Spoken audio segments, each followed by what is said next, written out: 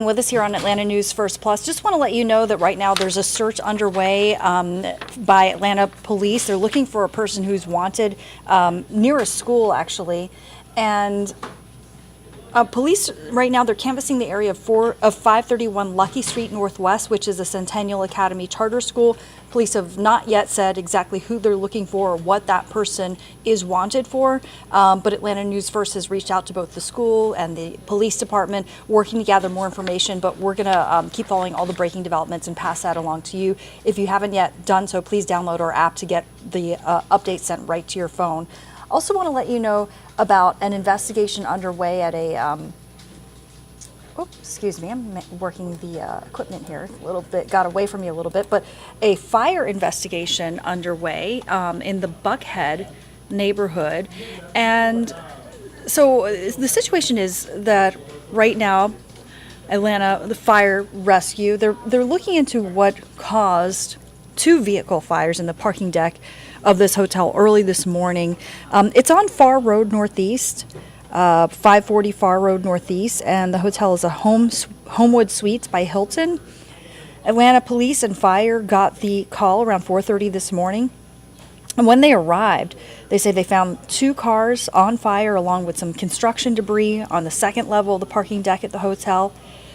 They say that residents were evacuated and could be seen standing around the building outside of it, as you can see in some of this video captured by our crews on the scene. One of those who was evacuated was a man whose insurance company had put him up there about a month ago after a tree fell on his home. So a lot of misfortune he's been facing. And his aunt lives with him and just recently had hip surgery. So evacuating was really a challenge for them. We had to carry her down the stairs, and then she couldn't stand, just to stand around. So they took her to the hospital to make sure she was okay. We just want to get our car out of the garage and then figure out where we need to go, because I don't know if we'll be able to keep our cars here. So that means we'll have to stay somewhere else. And officials say the fire's out. Thankfully, no injuries reported. Far Road was blocked off between Old Decatur Road Northeast and Piedmont Road Northeast as crews were working the scene, but it is now open again to traffic. But that is what happened in that area, if it impacted you in any way. Also want to let you know about this developing situation in Cobb County. One person is in custody there following a SWAT situation. And this was the scene at the Franklin apartment complex on Gateway Southeast in Marietta. Witnesses saying that somebody shot a gun multiple times inside the complex. SWAT teams were able to resolve the issue peacefully, thankfully. My colleague, Atlanta News First reporter Bridget Spencer, has more. Well, things really have gotten a lot quieter compared to what we were seeing just a few hours ago. Investigators were focusing their investigation on building number 19. This is where the SWAT situation was happening this morning. Now, I want to take you to some video about 2:45, 3 o'clock. This is what it was looking like. This complex had several police units and Marietta SWAT vehicles everywhere. We're told by police that they were called out because shots were fired at some point. When they arrived, they focused on one particular unit inside of this building where there were 5 people inside. They were able to get people out of that unit and detained. We're told 2 people actually ran off. The suspect, who they think fired the shots, was taken into custody. Now, here is where things get a little tricky. Police tell us this could have actually stemmed from a car wreck that happened earlier about 8:30 last night. The suspect, police say, may have fled that scene and came over here to the Franklin apartments, but they're working to confirm that detail right now, still putting things together. Meanwhile, they're just glad nobody, officers or any bystanders, were hurt. What I was told is that there was an accident that took place earlier, and one of these individuals may or may not have been involved. What I can tell you now is that that apartment is clear, that all of the individuals that were related to this incident are now either safely removed from that situation or being detained for questioning. All in all, 5 people were involved, 3 were detained. 2 people ran off. Again, 1 arrest was made. They believe they did catch the person who fired the shots. They're still working to put the pieces of the puzzle together and how that accident could have played a role in this SWAT situation. In Marietta, Bridget Spencer, Atlanta News First. And also making headlines today, Liv Teverino has been laid to rest. Her friends and family saying goodbye to her this morning. She was The victim killed about a week ago when a car that she was driving crashed on Burnt Hickory Road near Devonwood Trail in Marietta. She was a scholar, star athlete, community leader, according to Marietta School Superintendent.